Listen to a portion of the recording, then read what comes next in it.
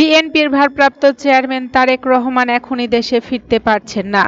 বিষয়টি নিয়ে রাজনৈতিক অঙ্গনে নতুন করে জল্পনা-কল্পনার সৃষ্টি হয়েছে। মায়ের গুরুতর অসুস্থতার মধ্যেও দেশে ফেরার বিষয়ে সিদ্ধান্ত নেওয়ার সুযোগ আবারই তো একক নিয়ন্ত্রণাধীন নয়। তার নিজের ফেসবুক পোস্টে এমন মন্তব্যকে কেন্দ্র করে প্রশ্ন উঠছে, তারেক রহমানের দেশে ফেরা বাধাগ্রস্ত হচ্ছে কোথায়? কার হাতে রয়েছে এই নিয়ন্ত্রণ? এ বিষয়ে এক সংবাদ সম্মেলনে প্রশ্ন করা হলে শনিবার বিএনপির মহাসচিব মির্জা ফখরুল ইসলাম আলমগীর বলেন, তারেক রহমানের ফেসবুক স্ট্যাটাসে সব ব্যাখ্যা রয়েছে, এ বিষয়ে আর কিছু বলার নেই।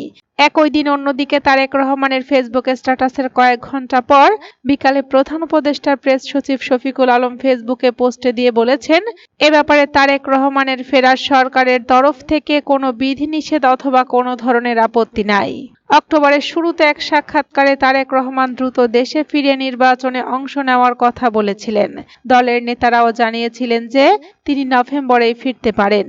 কিন্তু মাস শেষ হওয়ার আগ মুহূর্তে নিজের ফেসবুক পোস্টে তিনি জানান, ফেরার সিদ্ধান্ত তার নিয়ন্ত্রণাধীন নয়।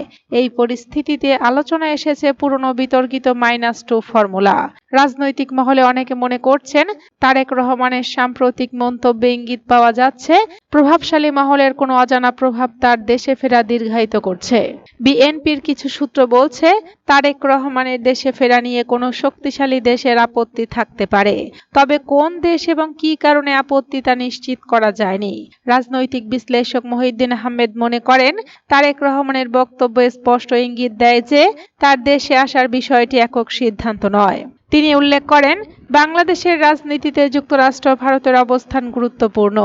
এই দুদেশের নীতিগত অবস্থান পরিবর্তন ছাড়া তারেক রহমানের ফেরায় ঝুঁকি থেকেই যায়। উইকিলিক্সের ফাঁস হওয়া প্রতিবেদনে তারেক রহমানের বিষয়ে যুক্তরাষ্ট্রের আপত্তির বিষয়টি সামনে এসেছিল এবং যে যাই বলুক না কেন, ভারত ও যুক্তরাষ্ট্রের নীতির পরিবর্তন না হলে তারেক রহমান দেশে ফিরবেন কোন ভরসায়?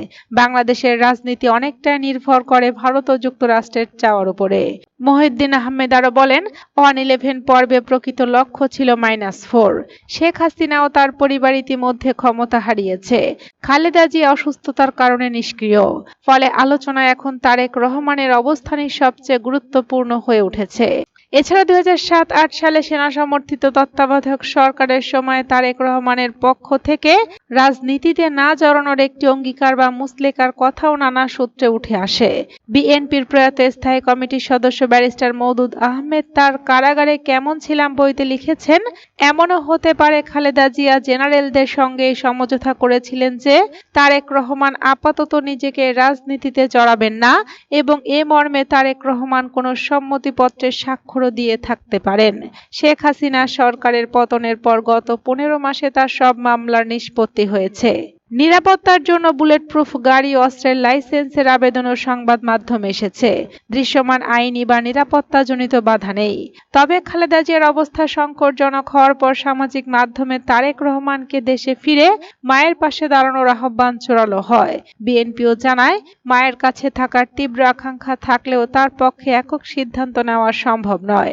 বিএনপির কয়েকজন নেতা ইঙ্গিত দিয়েছেন, ত্রয়োদশ জাতীয় সংসদ নির্বাচনের তফসিল ঘোষণা হলে পরিস্থিতি যাই হোক না কেন দেশে ফিরবেন তারেক রহমান এবং তিনি নেতৃত্ব দেবেন নির্বাচনী প্রচারে। প্রশ্নটি তাই এখন স্পষ্ট নয়, তারেক রহমানের দেশে ফেরা আটকে আছে ঠিক কোথায়? বিএনপি বলছে, রাজনৈতিক বাস্তবতার কিছু সংবেদনশীল বিষয় প্রকাশ করা সম্ভব নয়। আবার সরকার বলছে, তাদের কোনো বাধা নেই। ফলে দেশ জুড়ে জোরালো হয়ে উঠেছে একটাই প্রশ্ন, তারেক রহমানের দেশে ফেরা কোন শক্তির নিয়ন্ত্রণে এবং কবে কাটবে এই অনিশ্চয়তা?